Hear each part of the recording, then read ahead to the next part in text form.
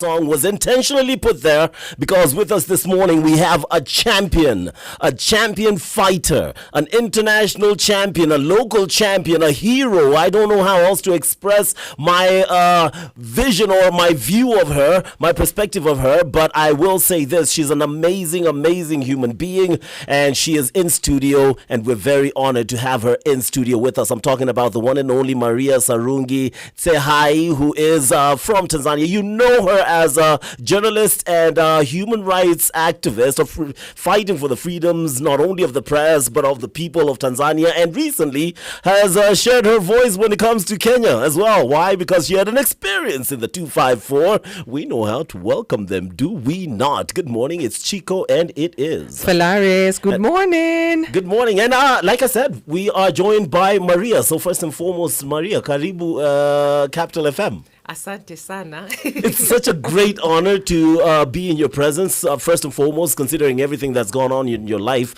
Thank you for making time and showing up this early. Thank you also for the opportunity. For me, it is very important actually to be able to take advantage of any platform to talk about some of the issues that I deeply care about.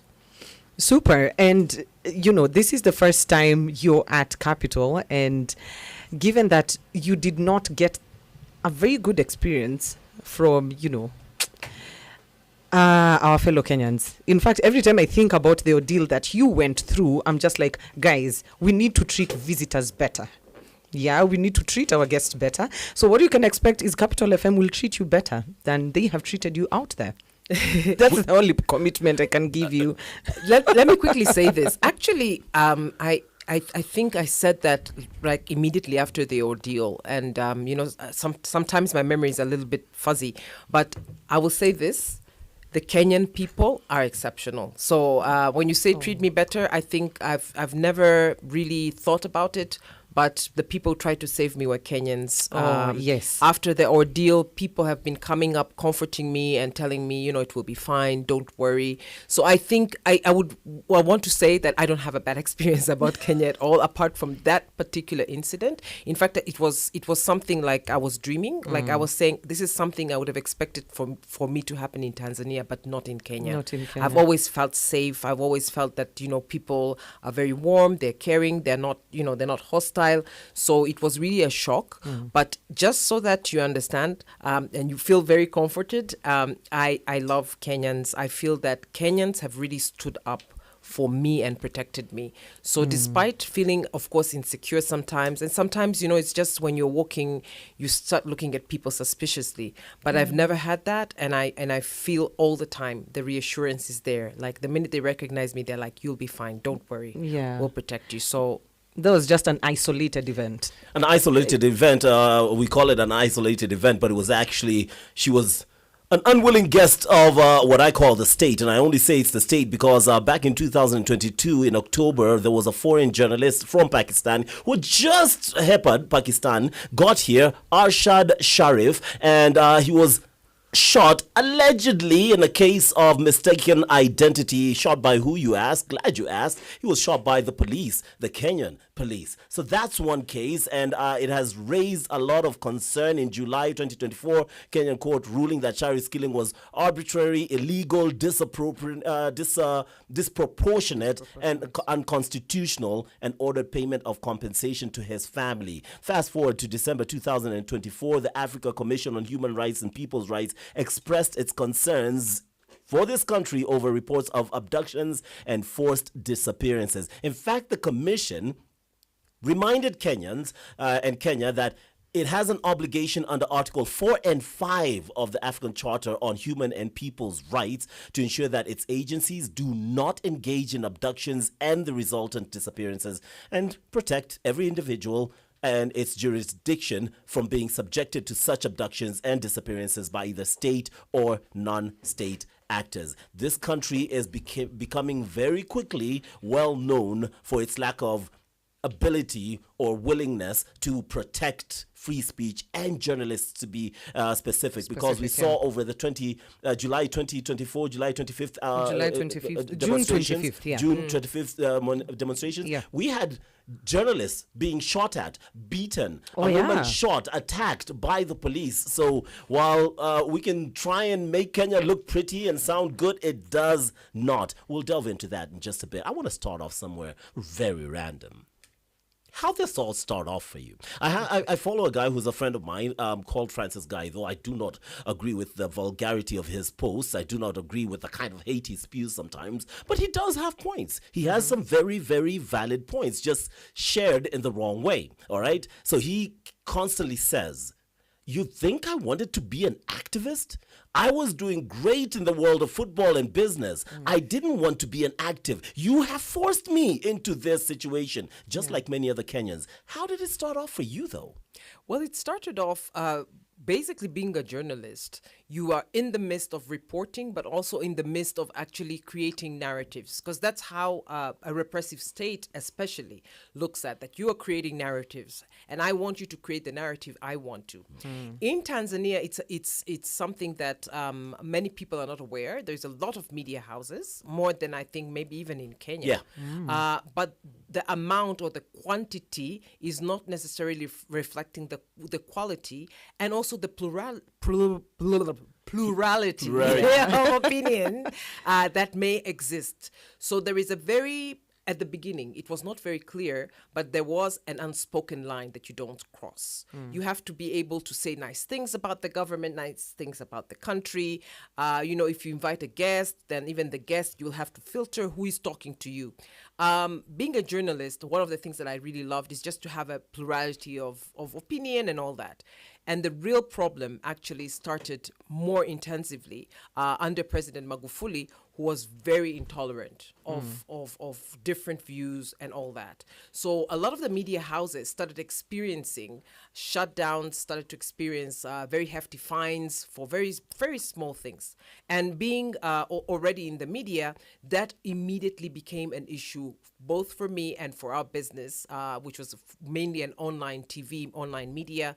We were shut down twice by the government, and we were seen basically as people who are supporting the opposition, as if that is a problem, if we would be, but we were not, because we're giving interviews, we were going out and, giving more coverage. For example, they had issues giving live coverage for opposition events and stuff like that. Sometimes I say it's very difficult for someone from outside to understand that.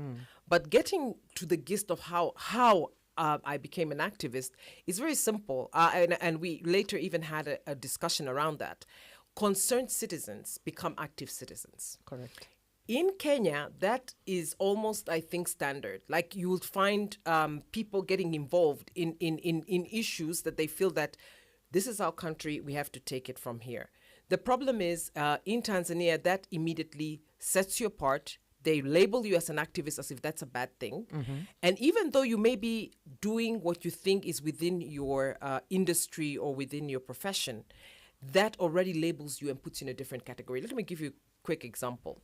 There was two of us, me and my good friend Fatma Karume, who is a lawyer by profession. And she was, of course, as a lawyer, just speaking up, rule of law and all that. And we found the two of us basically being on the wrong side of the government of the day, and basically of a regime, which is CCM, that actually looked at us. We had the Chief Justice say that I cannot work with activists, meaning labeling her, Fatma, who was then the president of the Tanganyika Law Society. So can you imagine what that means? That you're not being a real activist, but you've been labeled. So we embraced that. So Fatma and I, we said, okay, we're activists. We even made T-shirts. We had like a convention. We said, Mimi mwanaharakati najivunia. I'm an activist and I'm proud of it. Because we were like, why are you trying to make it look like being an activist is a bad thing? It doesn't mean we don't have any other day job. Like, we have our day jobs, but we are concerned citizens or active citizens. So I think when you ask how did it start, it just started by saying, I don't like how things are going, and I'm going to speak up, and I'm going to tell people, whoever is listening, that this needs to change, that needs to change, and suddenly you're the enemy of the state. It's crazy. How bad was it under the rulership of the late Magufuli for journalists? It was very tough. So if you look at it, Azori Gwanda, who was reporting on some of the killings that was happening in southern Tanzania, has been disappeared to date. If you Google his name, the Committee to Protect Journalists had a huge campaign. It was called Where is Azori Gwanda. There was actually a huge uproar in Tanzania, although I thought it was supposed to be for Africa, because at that time, the Minister of Foreign Affairs, Professor Kabudi, was interviewed by BBC. At that time, it was Zuhura Yunus was doing that interview. She was still with BBC. And I recall very clearly, and you can Google it and you'll find it, that Kabudi basically slipped up and say something to the effect that he may not be alive anymore. And it was like, So it seems the government knew where he is. We assume that the way he was taken by a white hardtop Land Cruiser, that it was identified that it looked like government, and he's never been seen again. He was surrounded by two people. So that's a typical enforced disappearance case. But you also have the case of Eric Kabendera, a good friend of mine, who is an investigative journalist. He's also freelance for a lot of international media. He was also detained. The way it happened, they came to his house.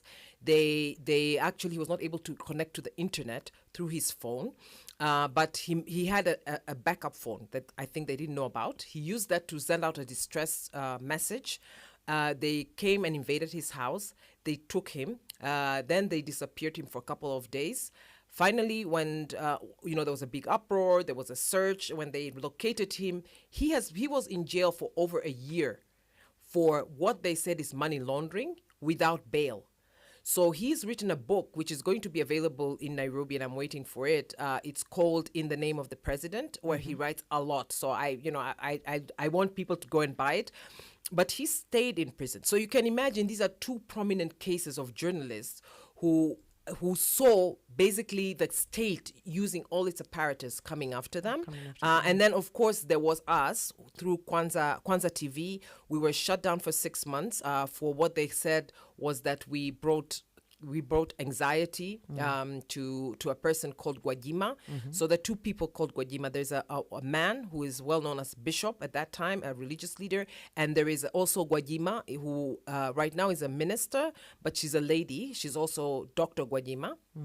And she was then the permanent secretary. And she had an accident, and we wrote, Gwajima has an accident.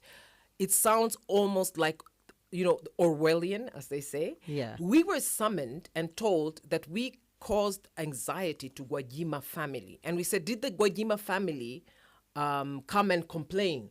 And they refused to have my friend Fatma as legal advisor in that meeting. It was a trumped-up charge. We were recorded on a camera that they never made it clear where that recording is going. We were asked ridiculous questions, and we proved that although the headline said Gwajima, if you read the description on YouTube, Facebook, etc., we described which Gwajima, like Dr. Dorothy Gwajima. And they said, okay, no, regardless of that, we're suspending you for 6 months. So it was clear there was they just wanted to find a reason. Yeah. A year later, in 2020, just before the election, we actually got summoned. Like immediately after we started again operating, within a few months, we got summoned again saying that we reported that the U.S. Embassy had given out a warning on COVID, on the danger of contracting COVID. And, all these travel advisories are basic. So by that time, Magufuli had declared there's no COVID in Tanzania, which was a lie. Of course, there was a big cover-up, and you couldn't even use the word COVID. Like, you were not allowed. You're supposed to say in Kiswahili, changamoto ya kupumua. Yeah. So when we published that, saying the U.S. Embassy has warned its citizens when traveling to Tanzania about COVID, they summoned us, and they listed some of the things they have in the regulation, that we are damaging economic ties, blah, blah, blah, blah, blah. And with that, they suspended us for a year. So it's clear they just didn't want us on air. Yeah. Now, let me quickly make you understand how ridiculous it is. You are an online media house, right? They don't own YouTube. They don't own Twitter. They don't own Instagram. But they tell you that nonetheless, as a media, you're not supposed to put up any content on your official site, because then that's against the law. So there's no freedom of expression itself. They even have a cybercrime law, which is so repressive that putting up comments, now they've reached a stage whereby if you put up a post and somebody comments under your post and incites people, you will be liable for it. It's crazy. So I want people to understand it's really crazy out there. I cannot even begin to explain how much Maria is describing Tanzania and of the 254. Talk about being silenced. That was under Magufuli. We'll come back and delve into life following Magufuli under Suluhu for journalists. Let me hear you say. A girl like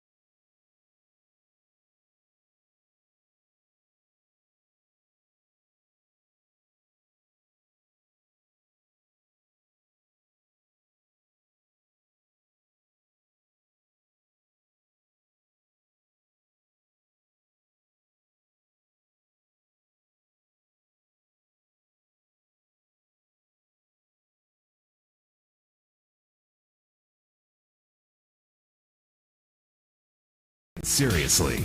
Yeah, good morning. It is time to bring you up to date, and there's not much to tell you right now because we're in a very, very dope conversation. National Junior Tennis Team will be in action today in the final of the East Africa Junior Tennis Championships, which will be held at Nairobi Club. Make your way down there. The boys under 14 team will be facing Uganda. As their female counterparts, well, they'll be meeting Burundi, and the boys as well as the girls under 16 side, the other one, will be both competing against their Burundian counterparts at the same venue, by the way.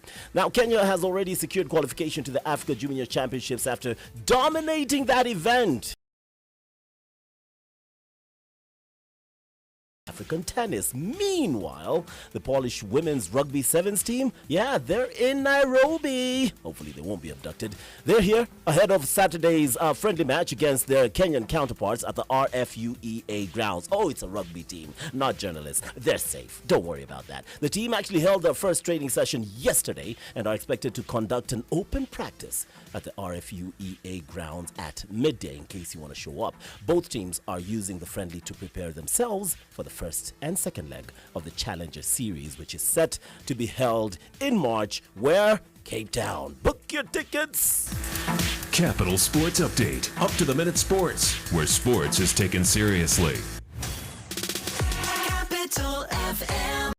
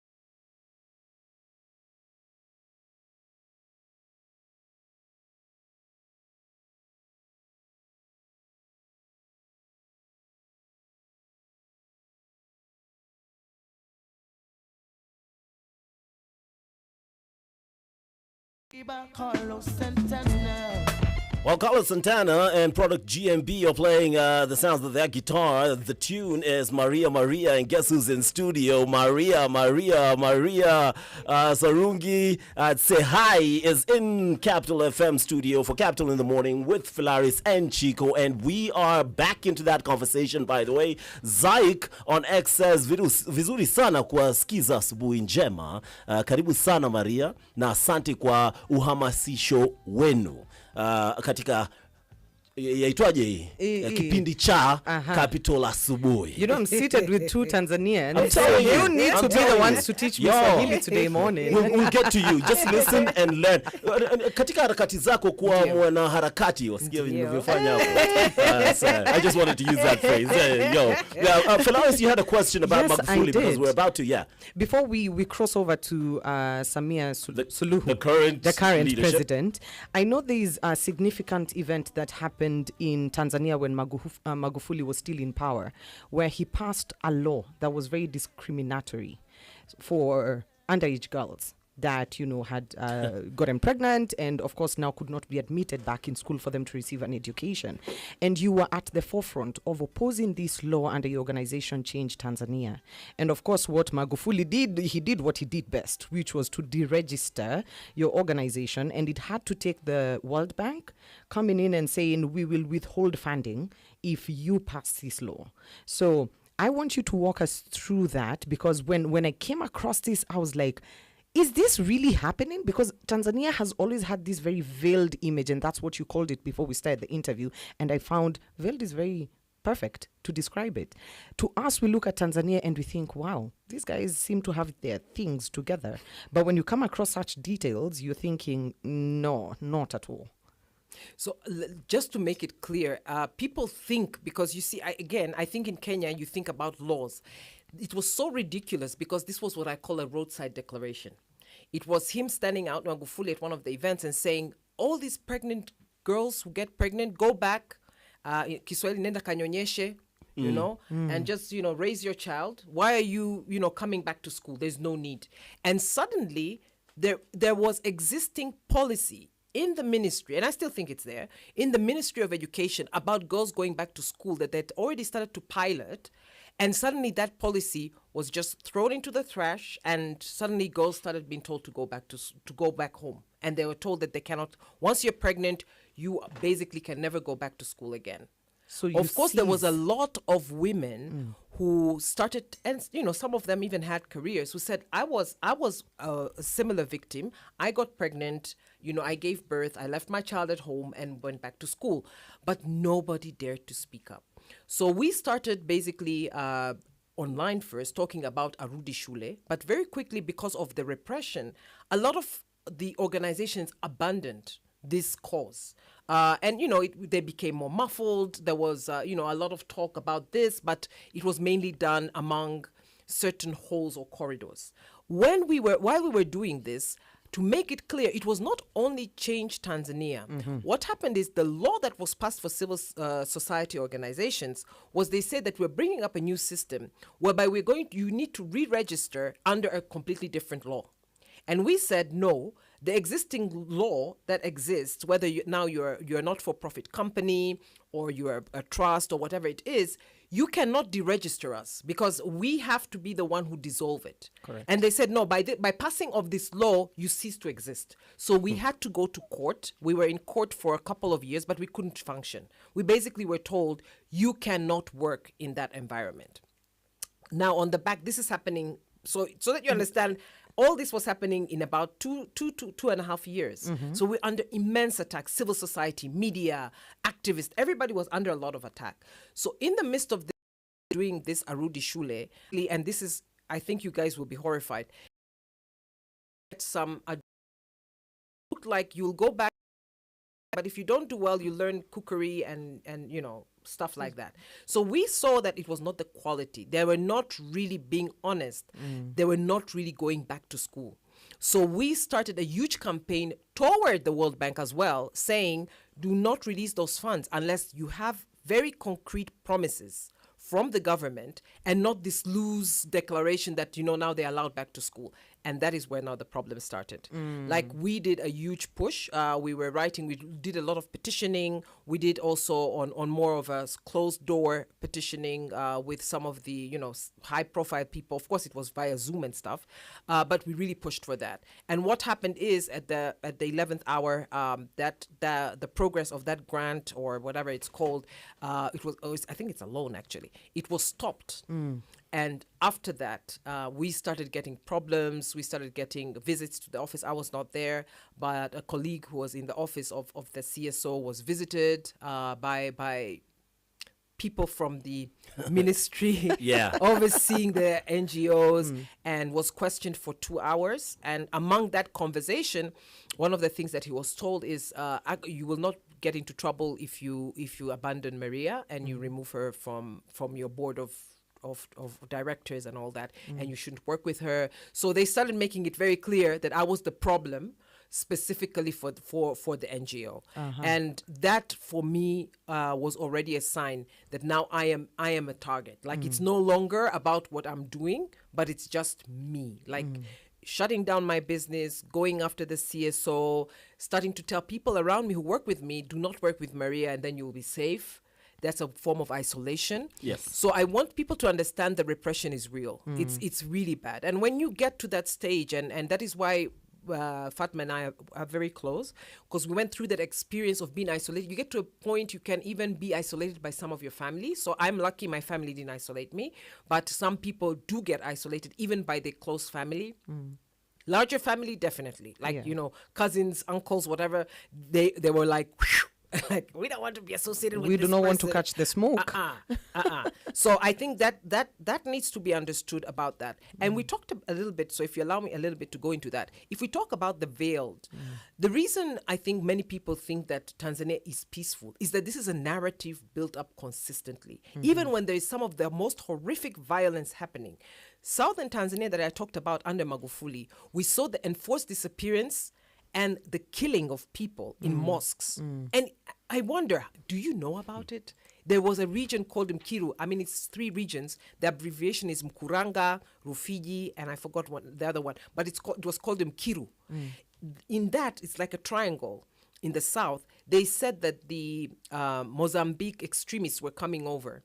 And for that reason, they took in the army and people were killed. And members of parliament who stood up to speak were later threatened. There was a list. There was a member of the Muslim clergy who stood up and talked about it. He was on the run as well. They tried to also detain him. And this case has still not been resolved. Like, talking about transition, there's been no real transition to any form of real justice and real reform because these people are still, nobody knows about it. And very quickly, there was a case of abduction. So that's when abductions were happening. I spoke up about an elder man who was abducted in the southern Mtwara. His son looked for me via my Twitter page.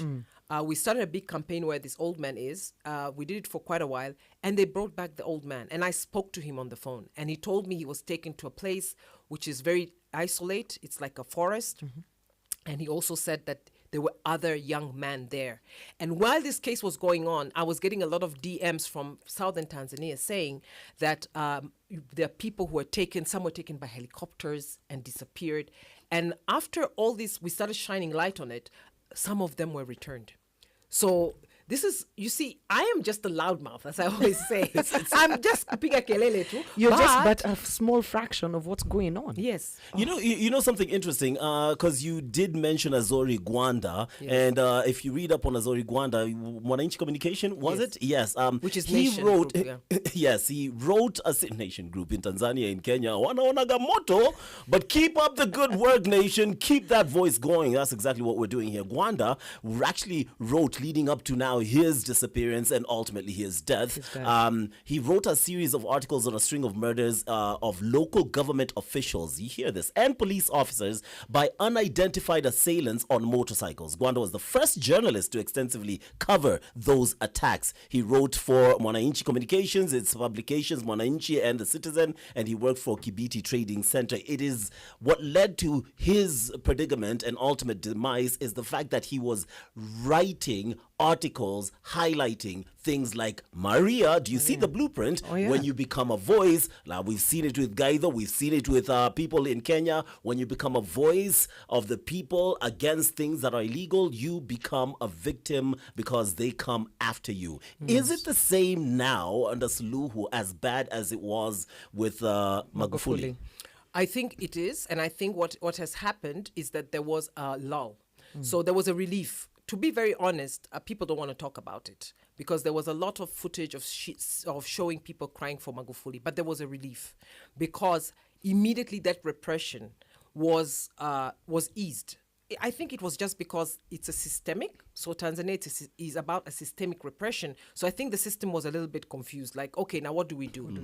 Of course, if you listen, there was a case of the former CDF general who talked about how there was in the background, there's a big debate whether Samia Suluhu should automatically become president or not.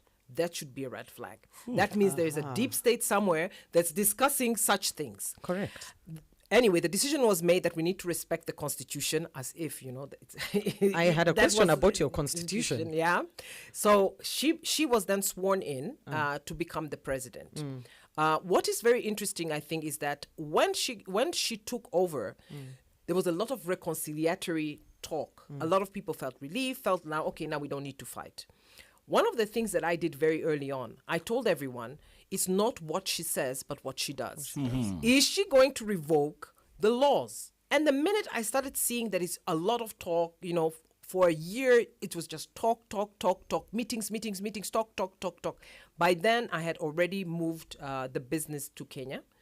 So we decided, media cannot function under this environment. So either we stop, dealing in media, or if you want to do media, then you find a safer country. How'd that work out for you? Yes. Well, it did. No, to be fair, it did work out. I don't the form of repression, especially when it comes to laws. So I think that's very important. When it comes to constitution and law, I still feel very strongly that the laws in Kenya are very protective of the media. Yeah. In Tanzania, we're not even mentioned by the constitution, by the way. But getting to the wait! You can't just randomly throw that statement out there and then go away from it. Because I'm gonna lose my line of thought. But let me explain to you very quickly why I said that. So we have a right to get information, to give information inside and outside our country, but it doesn't say this is the freedom of media. Yes. And this is a 1977 constitution. So you guys understand, we're still in the one-party state constitution, and there's been patches put here and there, but the rights and whatever that exist, although it's quite decent, as you said, but it doesn't. It's just like a gesture. Yeah. But getting back to why I was talking about the fact that the media now was becoming more and more repressed and all that, this, I think, is a very important part of talking about. When I looking at 2021 from here, by the end of 2021, when now Samia Suluhu has taken over, I saw her say, well, all those TVs that were suspended, waruhusuni, allow them to come back. Yeah. So I said, you don't allow them. By law, you're supposed to change the law. And I'm supposed to function and not wait for you, as the president, to give us favors. And a lot of Tanzanians didn't understand. And they said, I'm ungrateful. The president was actually making a gesture, particularly at me. And I said, no, I didn't feel that. But anyway, there was a huge debate around that. My stand was, if she brings laws, or if she withdraws the repressive laws, I will then start believing that she's a reformist. Outside that, she's not. You can go to my Medium. I've written a lot about her very early on. And then also in 2021, she started the plan and eventually carried out the eviction of the Maasai in Ngorongoro. At that time, she was very popular, so the Maasai were not getting any traction. They were speaking up, but they were not getting traction. And it was by then that I decided the only way I can reach Tanzanians, apart from being an official media that's for East Africa and all that, is to actually use my Twitter account, which has over 1 million followers, and started Twitter Spaces. Now it's X Spaces. Yeah. So we have twice a week X Spaces called Maria Spaces. The reason I actually branded it with my name is because I said, let it be tied to me and not to other people. I had a very bad experience, people who are tied to me being persecuted. So I said, if they come for me, let them come for me, which wasn't a very good idea. But because they did. They did. And so in that Twitter Spaces is where now we were able to start getting the voices. Those who couldn't speak in the local media come even today to our Twitter Spaces. Opposition that was silenced could come to the Twitter Spaces. Tundu Lissu, God bless Lema, who were actually at that time in exile, were coming onto the Twitter Spaces, and we were able to have huge conversations. We were able to actually talk and discuss matters, and still do that very openly, and have people really express their opinions. That's where now the Maasai also came and started discussing some of the problems they have. And, as a good journalist, you're like, send me everything. Let me research. And the more you read about it, the more it became an issue. So under Samia Suluhu, there was, I think for the first 1 or 2 years, there was that impression that she's saying the right things. That is very important. She's saying the right things. But is she doing it? What is she doing? There's not a single law that has been reformed. And in her second year is when we started seeing now the repression starting. The enforced disappearances have gained traction. There's a lot of people missing. I was doing it together with a few others. Ndude Nyagali, who has been abducted twice. and falsely imprisoned once. Recently, he was again detained and disappeared for a week. This is another person who finds himself called an activist, but he actually is just a small business and all that. But getting back, we did a compilation. Over 70 people have been abducted since 2021 when Samia Suluhu got into power. And when we extend it now to the Magufuli times, it's over 80 people. Out of that, 54%, so we did as much as we can methodically, 54% have not been found. Not been found, meaning We don't know where still they are. missing without a Missing. trace. Yeah. Including businessmen. So they're, strangely enough, they're businessmen. There is, for example, a young man, they came with a hardtop Land Cruiser, and they said that they're from the electric company. It's called Tanesco. And there's a problem with your meter, and you need to come in. Gone. Gone. Up to date. Her mother looked for me and asked me, I did, campaigns. So if you put hashtag enforced disappearance or enforced disappearance as hashtag Tanzania, you will see how many people I've been tweeting about that they've been enforced disappearance. And recently, I actually contacted the UN Working Group on enforced disappearance. I filed submissions on behalf of families because they're so scared to file it on their own. So they actually gave me, what do you call it, consent to file it. Yeah. So it's me, of course, again, tied to these cases. But I filed it because I wanted to be one or two cases in the UN about enforced disappearances. And I said, that's outrageous. So I made a public call saying anybody who already had 3 submissions in the UN Working Group, and I'm still encouraging people, come, let's do this. Mtu hawezi kupotea kama kuku. It's like your chicken in the backyard. I can't find my chicken. Well, too bad, I'll get another chicken seen again. And I'm not talking about Yeah. This is Let me multiple quickly cases. ask you, because its time is clearly flying. I have 2 angles that I want to approach. First, at the end, I want to hear what you make of the political situation with the whole leading up to the elections and what we've seen transpire in CCM. Is it Chadema actually? So that I want, but. When you talk, I'm hearing a lot. South Africa, by the way. I stayed there for about 2 years. Okay. And like, Nelson Mandela looks good to you. Tanzania, then? I think primarily, let's be honest. I was part of the Constituent Assembly in 2014 trying to write a new constitution.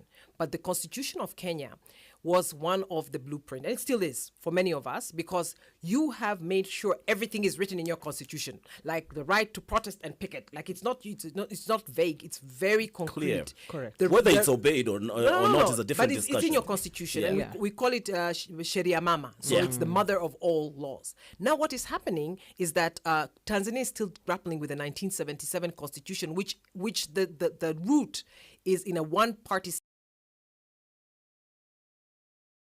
under CCM, and they bought a constitution which is extremely repressive, centered around the party.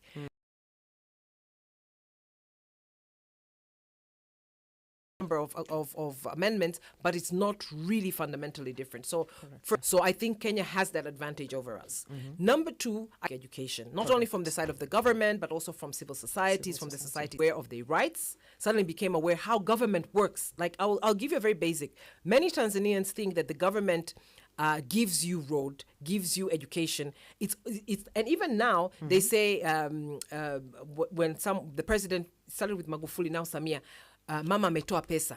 It's not, that's not our her. taxes. Like, you're not giving us a favor. Even if you say, now I will help you, I'll build your road. No, you're not building it. Yeah. Actually, you are disbursing. Yes. And there's a lot of roadside declaration and all that, but Kenyans are aware. Like, you cannot get away in Kenya as a politician. And I think that, I always say if a Tanzanian politician would come to Kenya, they wouldn't survive even a week. 0. Yeah, because I think that in the end they would end up saying, let's abduct someone because, this is too much. It's too much. Like, too much. Because they cannot deal even with debates. Like, for example, the opposition, when they debate and they challenge the government, they're told mnatutukana. Even me, they keep saying mnatutukana. And I keep saying, I'm not vulgar. I'm like, Wait, are we talking about the 255 or the 254? Are we talking about Kenya or Tanzania? I'm not 255, and they keep saying, umemtukana. I'm like, nimemtukana nani? So then I say, okay, show me. And in the end, it's just criticism. They don't want to be criticized. So for me, it's like, this is unacceptable. This cannot go on because we need to be able as Tanzanians to be as vocal, but also to realize the responsibility as citizens that change begins with us. Yeah. That's the difference. Knowledge is power. That's the difference. I actually have a very good request to Kenya and our good president. Can we return Tanzania's dress? Because it doesn't suit us, it doesn't fit us. We've borrowed the dress from Tanzania. Clearly, from after this Everything you conversation, We borrowed the dress, we do not fit in the dress, we want to take it back. yeah, That's after not- that And we need fucking and kaunda. don't return it to us. Let's burn it. As long as any kaunda soup that you decide to wear. Maria, very quickly, Yeah. in a minute and a half, could Yeah. you just paint a picture of what you expect, considering the elections around the corner and what we've seen? You mentioned Tundu Lisu, yeah, and you mentioned Tundu Lisu. We're talking about Chadema. What picture are you seeing being painted, and how hopeful are you that the elections will be free and fair?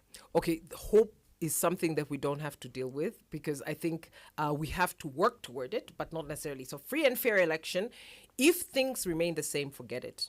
We saw last year there was some local elections. It was completely repressive. CCM declared that it has won 99.1% of all elections. I mean, seriously, in this world today, it's crazy. Yeah. But getting to this election, which is very important, I think what people didn't expect is to have really reformist, firebrand, very clear-minded politician like Tundu Lisu taking over Chadema.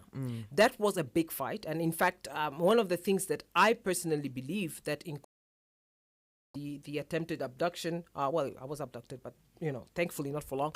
But that incident coincided with the illegal detention of Dr. Sly and many others, is tied to this panic that is happening in Tanzania. CCM is panicked. Tundu Lisu's takeover of Chadema means that Chadema is coming in like a real opposition party. He's no longer going to be satisfied to engage in just, sitting down as politicians and having a side chat about how many positions you'll get. Maybe, we could go into a coalition. He's not happy with that. He is an activist by nature. So he is actually thinking like us, acting like us. But he's also a very, I would say, very organized person. So you saw, I think, for those who followed yesterday, he immediately held a meeting, appointed new staff, a new council. So he's very dynamic. He's very determined. He's very focused. I think 2025 is a real opportunity right now for Tanzania to do two things. One, have a very genuine push for a new constitution. If Chadema, under its leadership, new leadership, can really organize and get people inspired, it means the pushback can be a real engagement. They will use their platform. We are having a meeting about the new constitution. Let's talk. A platform that doesn't exist. Civil societies, media has been quiet, but now through Tundu Lissu that can come. Second, very viable opportunity for the opposition to actually win elections. I truly believe that. Now when you talk about hope, they say that I'm a dreamer, but hey, Hope springs eternal. yes. Absolutely. I love that. We can only hope. Happens to be Maria Sarungi Tsehai, who has been gracious enough to visit Capital in the Morning and open our eyes not only to the reality in Tanzania, but also to the reality that is kind of connecting East Africa. Kenya, Uganda, Tanzania, not only hoping to host CHAN and AFCON, they're actually in sync in more ways than one. She remains a voice for the voiceless. She also remains a just journalist. You don't like it? We only ask that you keep your hands off her, because if you touch her, I promise you, Capital in the Morning will make noise, a whole lot of noise. From where to where?